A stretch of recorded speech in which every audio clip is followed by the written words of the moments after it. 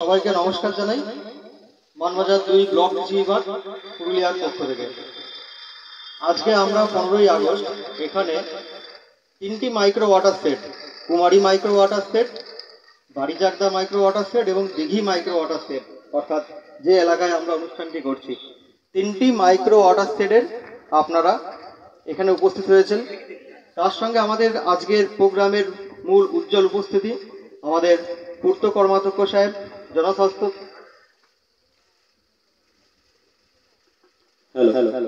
বিশিষ্ট সমাজসেবী ভাস্কর বাবু, ভাস্কর মাহাতো, আপনাকে মঞ্চে আসার জন্য অনুরোধ করা হচ্ছে। কাইন্ডলি আপনি এই মঞ্চে আসুন। অজয় মাহাতো, আপনাকে এখানে আসার জন্য অনুরোধ করছি, এবং আমাদের মাইক্রো ওয়াটার শেডের সেক্রেটারিগণ গিরিজল বাবু এবং অজিত বাবু, আপনাদেরকে এখানে আসার জন্য অনুরোধ করছি।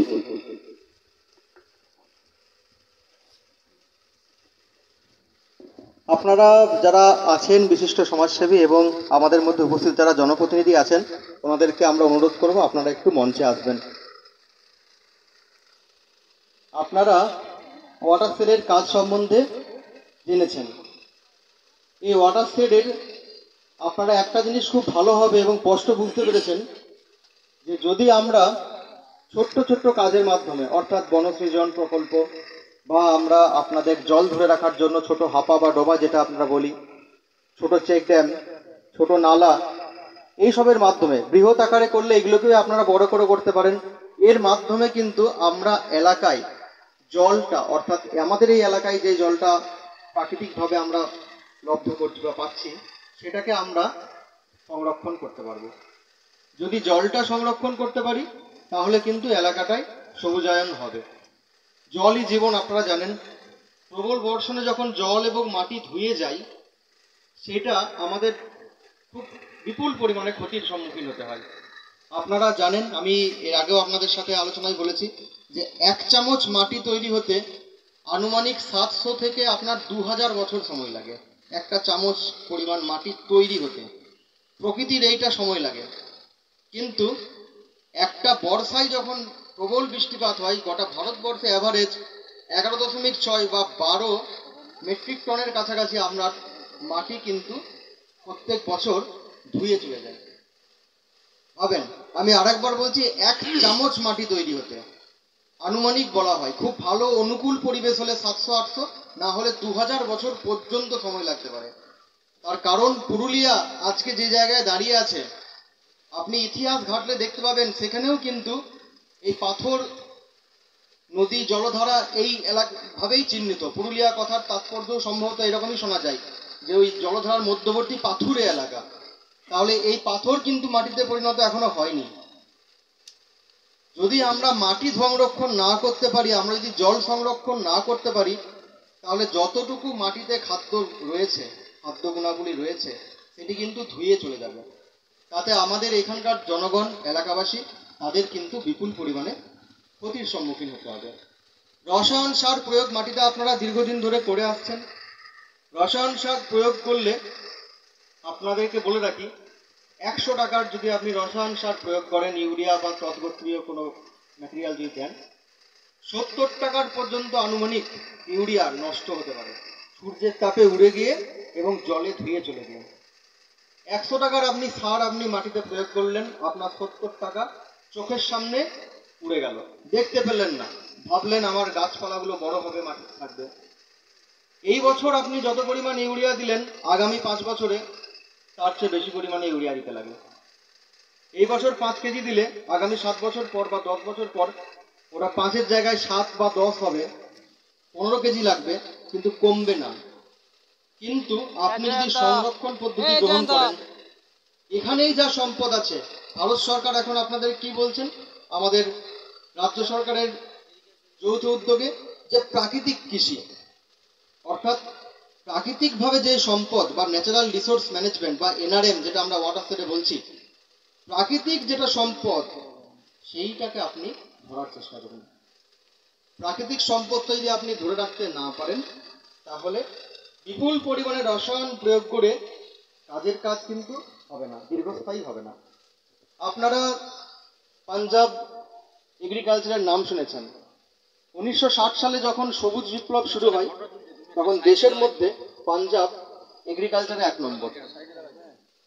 বিগত কয়েক বছর আগেও আমরা পাঞ্জাবের এই কৃষিকাজের বিপুল তাদের অগ্রগতি লক্ষ্য করেছি, এবং পাঞ্জাবের কৃষকের ছবি আমরা সবসময় এগ্রিকালচার ম্যাগাজিন, এগ্রিকালচারের কোনো ফটো মানেই দেখা যাবে যে পাঞ্জাবের কোনো চাষি ট্রাক্টর নিয়ে দাঁড়িয়ে আছেন, সেটা পেছনে গাছপালা আছে, তার মানেই কৃষক।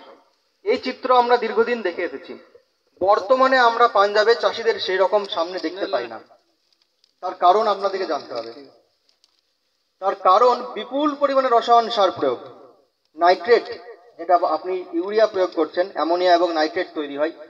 এত বিপুল পরিমাণে রসায়ন সার প্রয়োগ পাঞ্জাবে শুরু হলো যে যার মাত্রা আপনার তথাকথিত পার্শ্ববর্তী এলাকার যত ক্ষেত বা জমি আছে তাতে তো ছড়ালোই। তার সাথে সাথে যখন প্রবল বর্ষণ হচ্ছে বা নদীর জলে প্লাবিত হচ্ছে, তখন সেই বেঁচে থাকা নাইট্রেট ধুয়ে ধুয়ে ধুয়ে ধুয়ে মাটির গর্ভে প্রবেশ করলো। ভূগর্ভস্থ জলে ওই নাইট্রেট সার মিলিত হলো। ওই এলাকার মানুষেরাই যখন পাম্পে করে জল তুলে খাচ্ছে, ওই জলের মধ্যে নাইট্রেট গন্ধহীন, বর্ণহীন, স্বাদহীন ভাবে মিলিত রয়েছে। মানুষ দীর্ঘদিন ওই জল সেবন করছে, ওখানকার এলাকাবাসী, ওখানকার ছোট ছোট বাচ্চারা, বয়স্করা সবাই ওই জল খাচ্ছে। পরে এখন বিগত 10 বছরে দেখা যাচ্ছে প্রত্যেক 4 জন পিছু 1 জন ক্যান্সারের রোগী পাঞ্জাবে, যার জন্য ভারতবর্ষ সরকারের অনুপ্রেরণায় ওখানে একটি ওই জনগণের স্বার্থে ক্যান্সার পেশেন্ট নিয়ে যাওয়ার জন্য একটা ট্রেন দেওয়া হয়েছে, শুধুমাত্র ক্যান্সার রোগীদের নিয়ে যাওয়ার জন্য। এইটি হলো পাঞ্জাবের বর্তমান চিত্র। আপনার এলাকাতে জলের মধ্যে সেই ধরনের ঘটনা ঘটছে কি না ঘটছে, সেইটা জানার একটা ছোট্ট বায়োলজিক্যাল ইন্ডিকেটর আপনার সামনে আমি এর আগে বলেছি। সেটা হচ্ছে, দেখবেন নখ আর চামড়ার জায়গাটা কারো নীলচে রঙের হচ্ছে কিনা, আঙুলের নখ এবং চামড়া, ওই জায়গাটা দেখবেন কালো বা নীল রঙের হচ্ছে কিনা। যদি দেখেন শুরু হয়েছে আপনার, তার মানে জানবেন যে আপনার পার্শ্ববর্তী এলাকায় বিপুল পরিমাণে ইউরিয়া, তথাকথিত নাইট্রেট, অ্যামোনিয়াম নাইট্রেট বা এই নাইট্রেট জাতীয় সার, পটাশিয়াম নাইট্রেট সার ব্যবহার করার জন্য আপনার এলাকার ভূগর্ভে যা জল আছে সেটা দূষিত হয়ে গেছে। সেই জল কিন্তু চারিদিকে ছড়াচ্ছে এবং সমগ্র এলাকাটাকে এই বিষক্রিয়ার সম্মুখীন হতে হবে। আজকে পশ্চিমবঙ্গের যদি আপনি বর্ধমান, গলসি পেরিয়ে যখন আপনি জৌগ্রাম পেরিয়ে যাচ্ছেন, শুরু হলো আর্সেনিকের প্রভাব। আর্সেনিকের প্রভাব, যেটাকে বলা হয় বিষের রাজা। ওই আর্সেনিক জলে থাকে স্বাদহীন, বর্ণহীন, গন্ধহীন, একদম পরিষ্কার জলের মতো। এখানে যদি 1 চামচ আর্সেনিক মেশাই, না আপনি শুনে বলতে পারবেন, না টেস্ট করে বলতে পারবেন, না এই কালারটার কোনো চেঞ্জ হবে, যেমন দেখছেন তেমন স্বচ্ছ এই আর্সেনিক আপনার জলে মিশছে। এই জৌগ্রাম বর্ধমান থেকে শুরু হয়ে গেল, বাঁকুড়া বা পুরুলিয়ায় এখনো আসেনি, এখানে একটু ফ্লুরাইডের প্রকোপ আছে। আপনাদের এই বাড়ি অঞ্চলের পার্শ্ববর্তী এলাকাতে কিছু আছে, যাই হোক অতটা নেই, কিন্তু আপনার শুরু হলো ওই বর্ধমানের ওই এলাকা থেকে, চললো একদম কলকাতা পর্যন্ত। কেন চললো?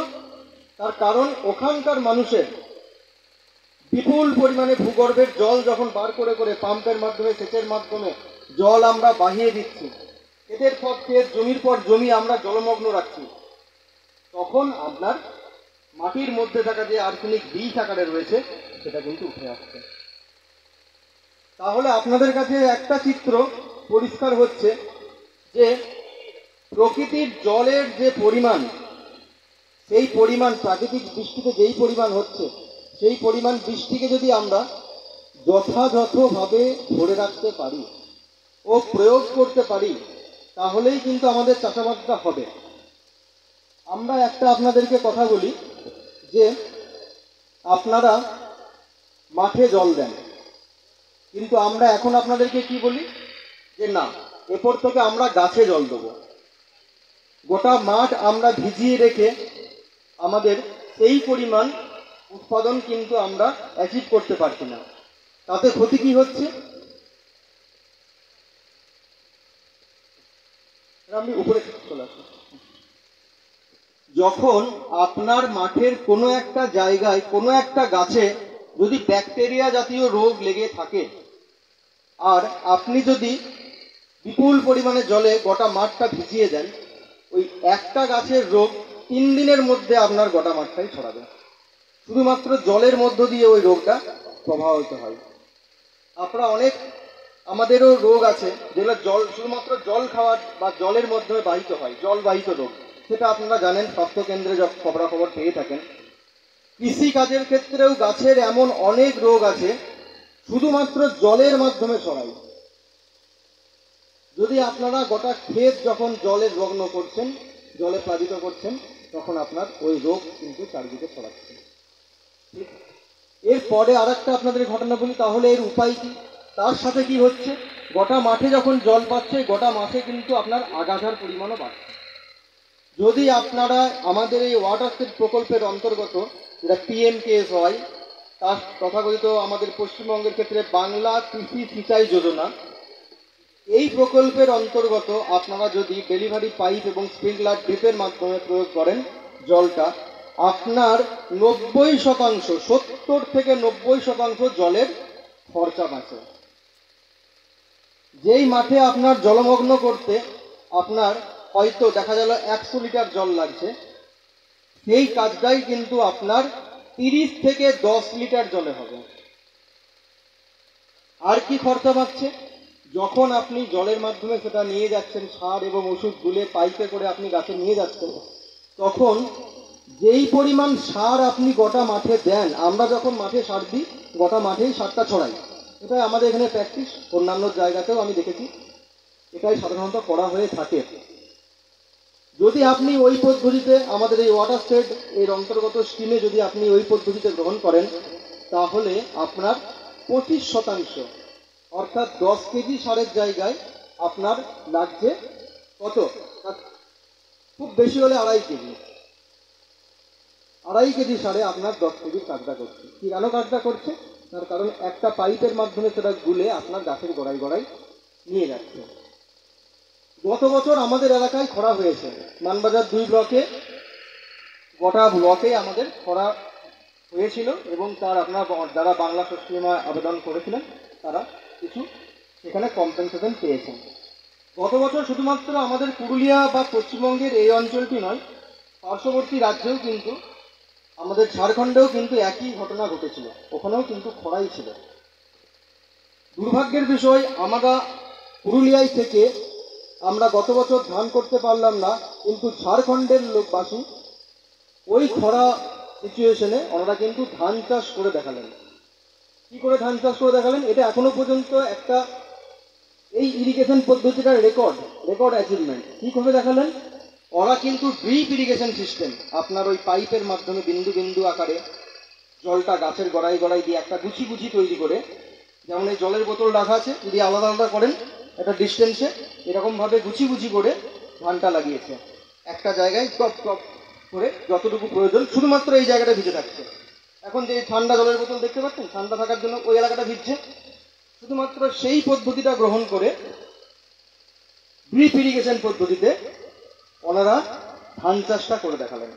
যেই ধান চাষটা আমরা জলমগ্ন না থাকলে মাছের মতো ধান চাষ করি, অর্থাৎ ধান চাষ করছি মানে একদম জল থই থই করবে, সেইটা কিন্তু ওরা করে দেখালেন।